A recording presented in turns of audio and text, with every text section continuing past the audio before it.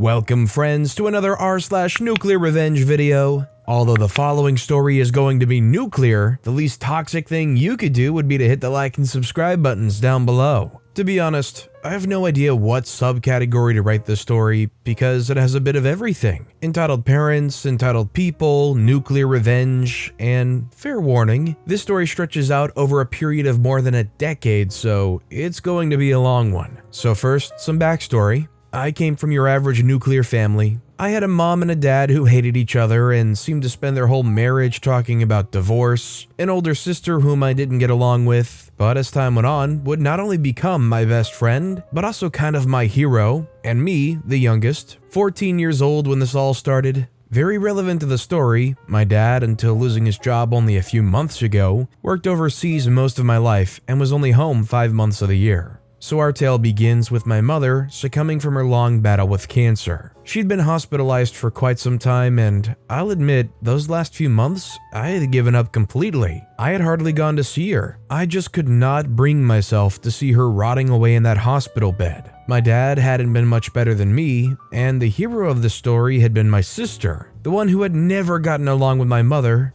who held her hand until the very end. None of this is vital to the story, but it was the point where my sister not only won my respect, but also became the one person whom I would grow to trust than any other. My dad, not so much. In fact, his life had hardly changed at all, and my mom's ashes had hardly been released, and he was overseas again, leaving me and my sister behind. Also worth mentioning at this time, my sister was no longer living at home, but was living with her fiancé. He later cheated on her, she broke the engagement, and he will therefore not feature in the story. So all the pieces are set in place. My mom's passed, my dad's overseas, and my sister's living elsewhere, leaving me, a 14-year-old kid, living alone in what, until recently, was our family home. Soon after, I got a tenant to take one of the rooms, and that rent money paid for all my living expenses. Now, as I mentioned, my dad was out of the country only 7 months of the year, which meant he was home for 5 of them, or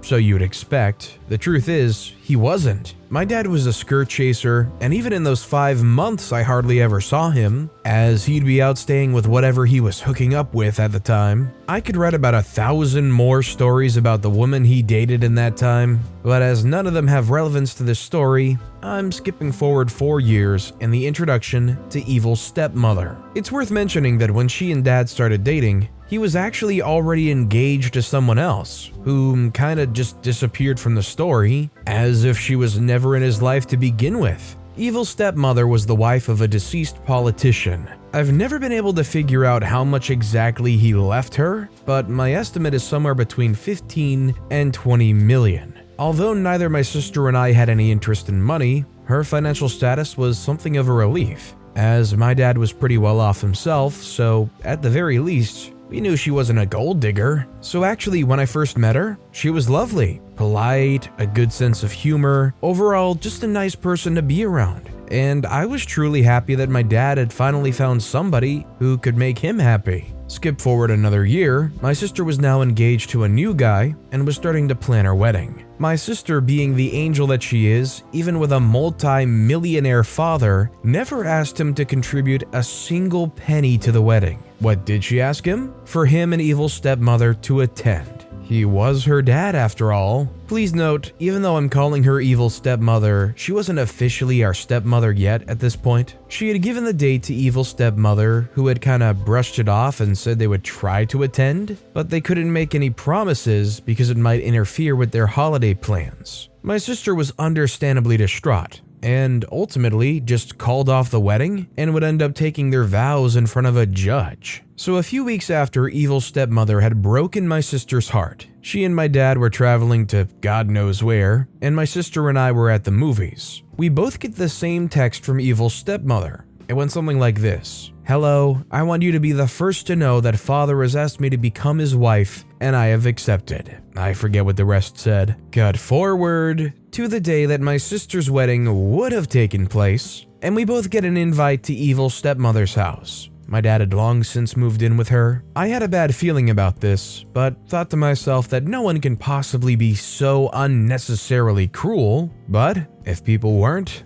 then I would not be writing this story. So you guessed it, Evil Stepmother had stolen my sister's wedding date and had married our dad that morning. The invite we had received was to their wedding reception. There's going to be a massive time jump now, but before I do, I just want to emphasize some of the highlights of my dad and Evil Stepmother's first marriage. Yes, you read that right. These included a house rule that strictly forbid me or my sister ever mentioning our deceased mother, me making the grave sin of turning 21. Please note, at no point did I ask my father to cut their vacation short to celebrate this with me, but he decided to come surprise me and come home a day earlier to do so. The next 5 years, and I'm not making that up, every single time Evil Stepmother saw me, she would berate me for how my birthday screwed up their vacation. Her and my dad showing up at the family house while I was at work, taking the family dogs and giving them away without so much as consulting me. To top it all off, she would constantly try and play my sister and me up against each other, always cornering one of us and telling us what a waste of space the other was. So skip forward about another year. I'd now been the landlord of the family house for about 7 years. I was now renting out to several tenants and using that money to rent the house for my dad. The rest I used to upkeep the place as well as I possibly could. Basically, even though his name was still on the deed, it was pretty much accepted that the house was now mine and would officially become mine when my dad passes.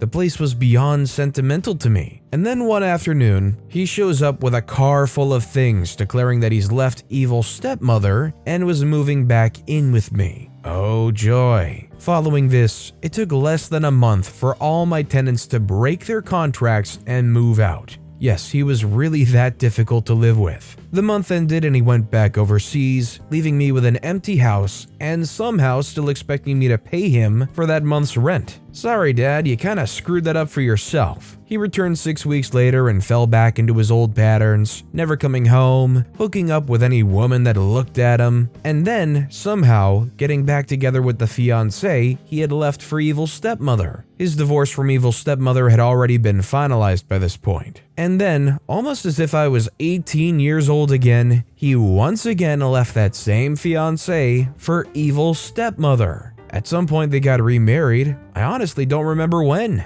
So let's get to the main part of the story. Yes, I haven't even touched it yet. A secret about my dad, I love him dearly, but he's a freaking jerk. I would learn this the hard way, as I would become a pawn in his numerous affairs. He went so far as to send some of these women to stay in the family house with me, and then invite me over to have dinner with him and Evil Stepmother, forcing me to fake smile while the woman he was cheating with was literally hiding at my house. This went on for years. Both I and my sister knew about it. Both of us had begged him to stop, and he just did not give two hecks. Wow, it's taking a lot out of me not to use curse words as I relive this period. Also during this period, my sister had given birth to a beautiful baby girl. Even though my dad and Evil Stepmother had already been having marital problems at that time, again, he had shown up with her to the hospital and introduced her as Grandma. In the years that followed, this gorgeous little one would actually bring my sister and Evil Stepmother quite close together, which makes this all the more tragic. Flash forward several more years, I'm now 30 and going through a very tough time in my life. I had lost my own fiancée, in part due to my family shunning both of us and ultimately forcing me to choose between them and her. This basically happened every single time I got a girlfriend. My business had hit a streak of insanely bad luck and was hanging on by a thread. I had lost all my savings trying to save my beautiful dog from a rare blood disease. I had been falsely accused of assault.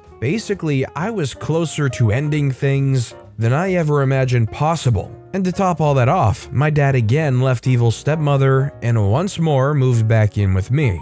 To make matters worse, he wasn't doing so alone. No, he brought with him his Asian mistress, a lady that could not speak a word of English, and they were literally communicating with each other via Google Translate. The whole situation was pretty messed up. Just to keep the timeline straight, he had left her before going back to work overseas and had warned me beforehand that he would be moving back in with me upon his return. At no point did he mention his Asian mistress. Also, slightly relevant, the day he came back was the 24th of December. At this time, Evil Stepmother was on the verge of her own mental breakdown and was calling my sister day and night trying to learn why my dad had left her. This went on for the entire time that my dad was overseas and continued when he came back. My sister was calling me in tears, saying she couldn't keep this secret anymore. She had grown fond of Evil Stepmother and knew the only way to release her was to tell her about the affairs. There had been 8 that we know of. I, on the other hand, had never grown to like Evil Stepmother, but even I had always been disgusted by our father's behavior and never saw any justification in what he had been doing to her. Ultimately, I told my sister to just tell her. That would be the biggest mistake of my life. You see, learning of my dad's betrayal had given Evil Stepmother a new purpose in life. She wasn't only going to get revenge on my dad, she was going to get revenge on everyone that was involved. Our first mission was finding out who the woman was that was currently staying with him, and to find out, she turned to me. Now, side note here, I had been so angry at my dad for this whole situation that I hadn't even been back to my house since he had moved back in. I had spent about 3 days, including Christmas, just driving around aimlessly. I had slept in my car for those nights. I was done being his accomplice. Therefore, when Evil Stepmother asked me who the woman was, I happily told her. There was just one problem with this. My dad had foreseen me turning on him and given me the wrong information. Therefore, in the eyes of Evil Stepmother, I had purposely sent her on a wild goose chase. Following this, my dad had sent me a message that I was no longer his son. The woman had actually been a masseuse at a massage parlor that both my dad and Evil Stepmother had often frequented, less than a kilometer away from their home. To this day, I don't know how Evil Stepmother found this out, but she showed up at the massage parlor and started screaming and threatening to sue. She also started following my dad's mistress around. What happened next, she refuses to admit was her doing, but a few days later, someone sent naked photos of my dad's mistress to her boss, and she was subsequently fired. My dad, in the meantime, had grown bored with her as well, and had started to rebuild his marriage with Evil Stepmother. This was unbeknownst to both me and my sister, and made even less sense when their second divorce finalized. My dad's mistress around this time also completely vanished off the face of the earth. Did I mention that Evil Stepmother liked to brag about the mob connections she had left from her deceased husband's time in politics, and had openly told us how they could make people just completely disappear? Cut forward a few months later, I hadn't seen my dad in months, and still had no idea that he and Evil Stepmother had gotten back together. I found this out when his Facebook relationship status changed to married to Evil Stepmother, followed by their wedding pictures. This was kind of a shock to me, but the biggest one was still to come. I was still in financial difficulty following my recent streak of bad luck. And then I got a text. I forget what the exact wording was, but it basically came down to the fact that Evil Stepmother had no longer felt comfortable living in their old place, knowing that he'd met his mistress so close to there. So he was taking back the family home, and I was going to have to evict all my tenants and move out myself. At that point, I'd been living in that house for 19 years, and had been the acting landlord for 16 of those. To add fuel to the fire, I also learned that Evil Stepmother was having the old house demolished and building a new place on top of it. I was shattered. That place had meant more to me than anything else in this world, and she was coming in with bulldozers to destroy it. To make up for my sudden eviction, they had, however, taken the liberty of already finding me a new place to live that they knew would be in my budget. They took me there a few days later. This place was terrifying. It was the kind of place where you'd get shot in the face if you left your home after dark.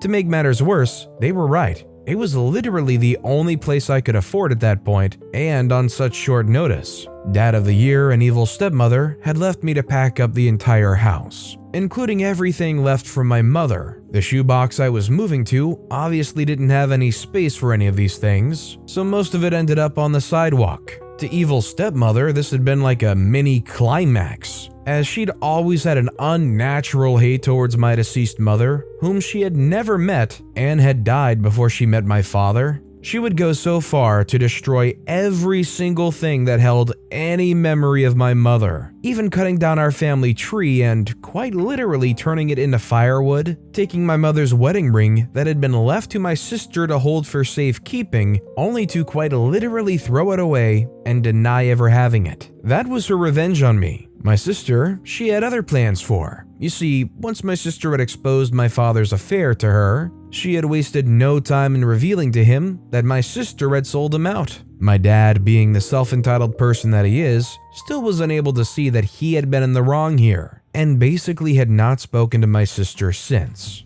He had not only stopped speaking to her, but had also stopped talking to his granddaughter. Both him and Evil Stepmother had been quite active in her life for the first few years, and now both had written her off completely. As I write this, 2 years after my sister had exposed my dad, he's not spoken to her or even asked about his granddaughter once. I confronted him about this on several occasions, but he just kinda shrugged me off and told me that I've not once taken into account how hard these last 2 years have been on him. It also later turned out that Evil Stepmother was monitoring his phone, and I'm pretty sure she had been deleting any messages that my sister had tried sending to him. About this all being hard on him, he was right. You see, even though my dad may have brought this all upon himself, I do feel truly sorry for him. Evil Stepmother had taken away from all of us what she deemed most important to us. With me, it was my house and all my memories. With my sister, it was her relationship with her father, and with my father, it was his freedom. She had taken away all forms of privacy and freedom he had left. She had taken control of his bank accounts, taken to monitoring his incoming messages, deleted all his friends from his Facebook account, and lost him his job. The new house they built even had an open bathroom that you literally could not pee in private in. It was disturbing and honestly very hard to witness. This story doesn't really have an ending. My sister's finally stopped trying to make up with my dad. The few times I've seen him have been under strict supervision from Evil Stepmother that usually ends with her fighting me and telling me what a stain I am on his life. Although I never saw my dad as any kind of saint, he was always my dad and I always loved him. Still do. But the man he is now is no longer a man, he is a prisoner. Evil Stepmother has turned him into a real-life version of Theon Greyjoy, and I, for the life he is now living, feel nothing but sadness. If you had a close relative, or maybe even a close friend, and you saw them willingly allowing themselves to fall into this prisoner relationship, would you be willing to accept letting them go as far as being in your life? Or would you want to try to get through to them and explain how not healthy that relationship is? Is it a lost cause? Let me know what you think in the comments down below. But with that being said, that's all the time we have for today. If you haven't yet, if you could like and subscribe, that would mean a lot to me. Whatever you do, whether it's liking, subscribing, turning notifications on, all of it helps grow this channel and I appreciate the heck out of it. So until next time, I'll see you all tomorrow with some more stories.